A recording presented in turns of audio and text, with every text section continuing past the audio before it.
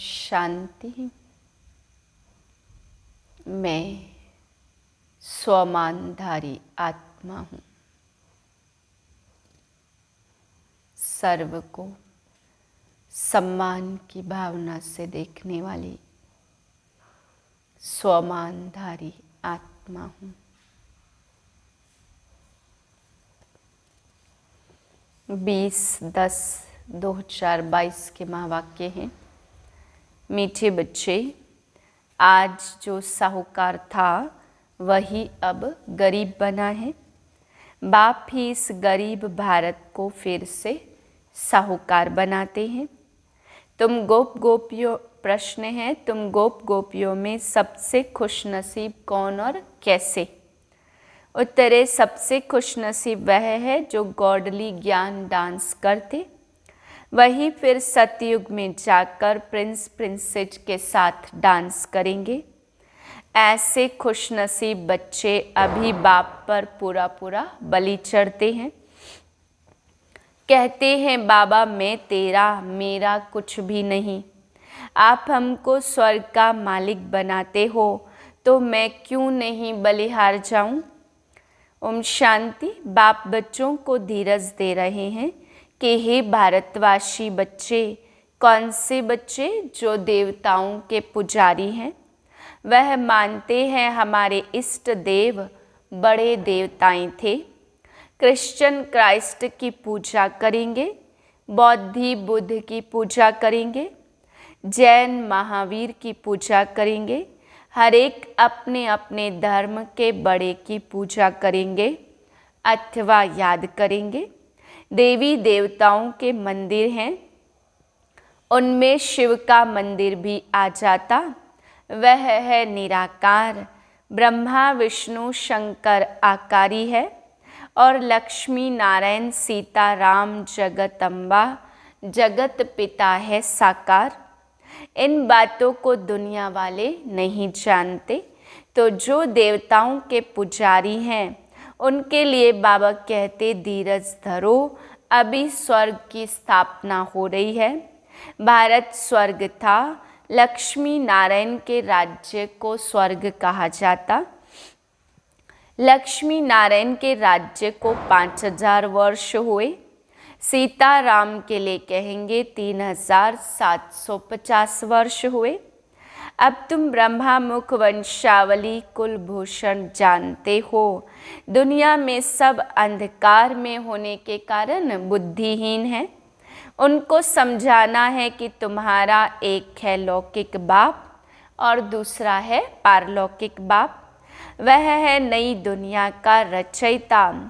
बाप नया घर बनाते हैं तो बेहद का बाप नई सृष्टि बनाते। अभी वह भारतवासी धर्म भ्रष्ट बन पड़े हैं। देवताओं की महिमा गाते सर्वगुण संपन्न। यह महिमा और कोई धर्म वाले की नहीं है। कोई भी धर्म वाले अपने इष्ट देव की ऐसी महिमा नहीं गाते। उनको देवताओं के भक्त मिलेंगे भी लक्ष्मी नारायण के मंदिर में। श्री कृष्ण के भगत कृष्ण के मंदिर में मिलेंगे। तुम जानते हो लक्ष्मी नारायण सतयुग में भारत के मालिक थे। गोया भारतवासी सतयुग के मालिक थे। भारत बहुत साहूकार मालामाल था जब सनातन देवता धर्म था। यह भारत का प्राचीन सहज राजयोग और सहज ज्ञान है। देवता धर्म है पुराना, परंतु मनुष्य भूल गए हैं कि देवता धर्म की स्थापना किसने की। बाबा ने समझाया, तुम हो संगम युगी ब्राह्मण। वह कलयुगी ब्राह्मण भी कहते हम प्रजापिता ब्रह्मावंशी हैं, परंतु वह यह नहीं जानते कि ब्रह्मा कब आए थे। तुम अब प्रैक्टिकल में हो। तुम जानते हो लक्ष्मी नारायण इस भारत में ही राज्य करके गए। उनसे ऊंच कोई मनुष्य है नहीं। मनुष्यों को यह मालूम ही नहीं है कि सतयुग को कितने वर्ष हुए। वह तो कलयुग की आयु कितने अरब कह देते। शास्त्र बनाने वालों ने अपनी मत डाल दी है। अब बाप तुम बच्चों को समझाते जो भारत के असली देवता धर्म के थे, उन्हें बहुत जन्मों के अंत के जन्म में यहाँ आना है। यह वर्ण है भारतवासी देवी देवता धर्म वालों के, पिछाड़ी वाले और धर्मों के नहीं है। तुम अभी ब्रह्मावंशी ब्राह्मण हो, तुम पुजारी से पूज्य बन रहे हो। तुम माताओं को भारत माता शक्ति अवतार कहा जाता। जगत अम्बा का भी रीइंकार्नेशन कहेंगे। शिव बाबा ने इस संगम युग में अवतार लिया है। तुम बच्चे जानते हो परम पिता परमात्मा जो सभी आत्माओं का बाप है, वह है ब्रह्मांड का मालिक। उनको सृष्टि का मालिक नहीं कह सकते।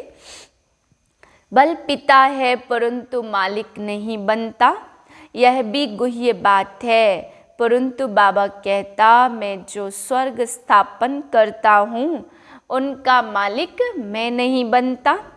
मालिक तुम बच्चों को बनाता हूँ। दुनिया में सब कहेंगे भगवान सृष्टि का मालिक है, परंतु वह मालिक है रचने के लिए। बाकी स्वर्ग का मालिक तो तुमको ही बनाते हैं। बाप का काम है बच्चों को सिर पर चढ़ाना। बाप सेवाधारी है ना, तो बच्चों को सब कुछ देकर चला जाता हूँ। बाप भी कहते तुमको लायक बनाए, नई सृष्टि रचवा कर उनका मालिक बनाए, मैं रिटायर हो जाता हूँ। तुम ब्रह्मांड के भी मालिक कहलाएंगे क्योंकि तुम ब्रह्मांड के मालिक के बच्चे हो।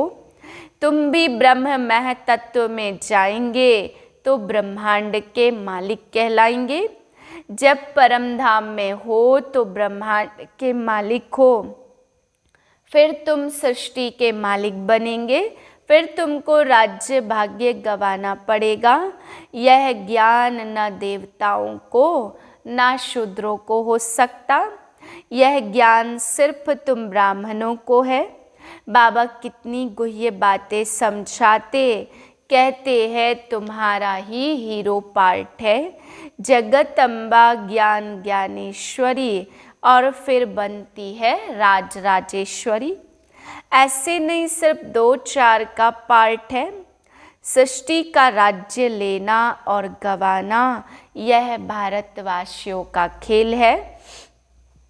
अब पवित्र राजाओं का भी राज्य नहीं है, पंचायती राज्य है। कहा जाता रिलीजन इज माइट।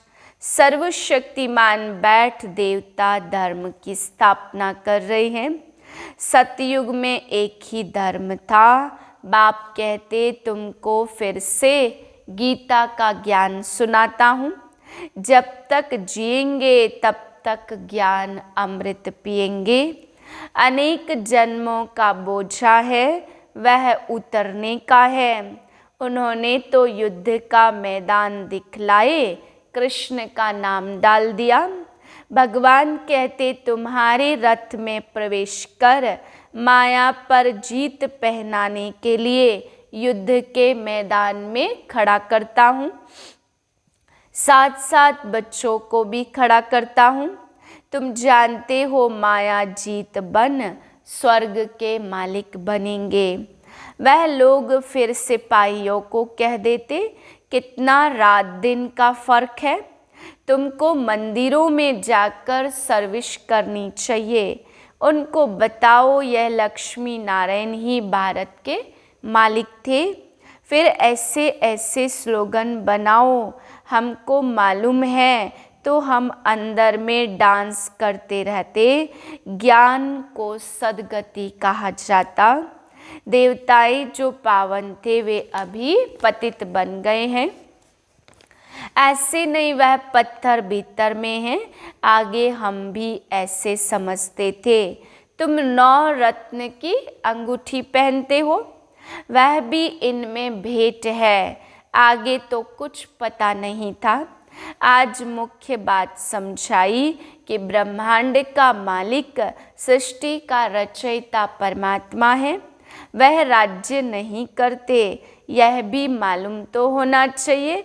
गवाए हुए राज्य में कितना जन्म लेते हैं, फिर अपने राज्य में कितने जन्म लेंगे और बाकी क्या चाहिए। मनुष्य तो आत्म देहाभिमानी होने के कारण उल्टे लटके हुए हैं।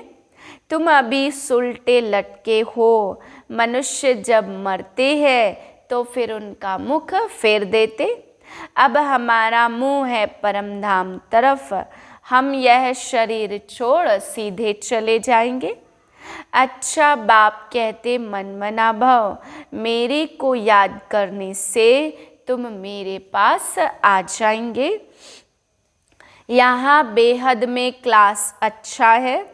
अंदर कमरे में बाबा को जैसे गर्भ जेल भासता है। बेहद के बाप को बेहद चाहिए।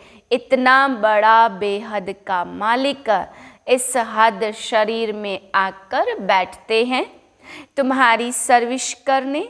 इनको आना ही है पतित शरीर पतित दुनिया में।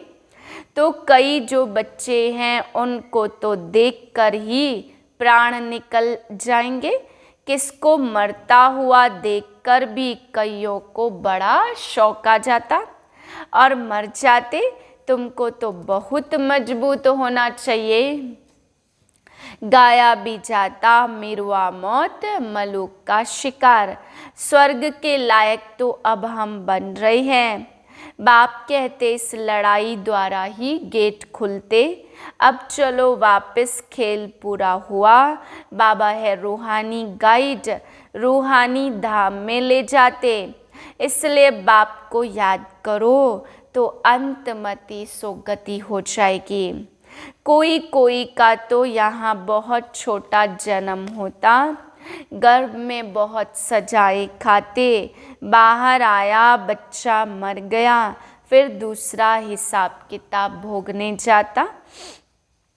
बाप कहते मीठे मीठे बच्चे, इन ज्ञान रत्नों को बुद्धि में धारण करो, मंदिर में जाकर सर्विस करो। इनको मेहनत कहा जाता। डरो मत, जो अपने धर्म के होंगे उनको तीर लगेगा।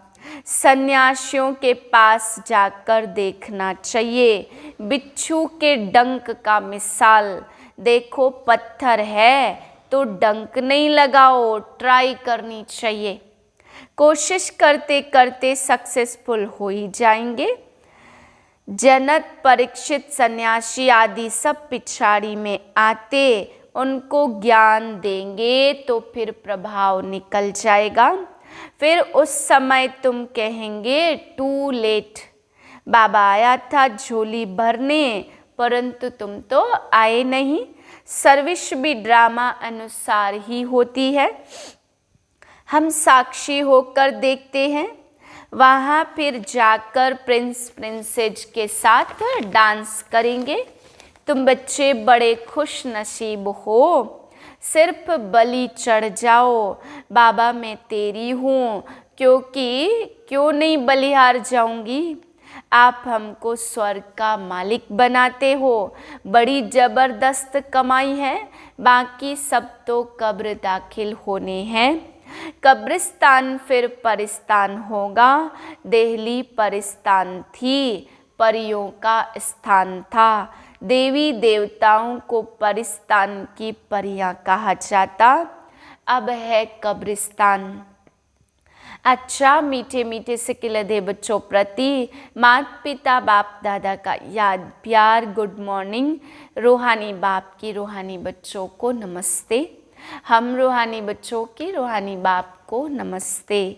धारणा के लिए पहली पॉइंट, सदा इस नशे में रहना है कि हम ब्रह्मांड और विश्व के मालिक बन रहे हैं। हम ब्राह्मण ही फिर देवता बनेंगे।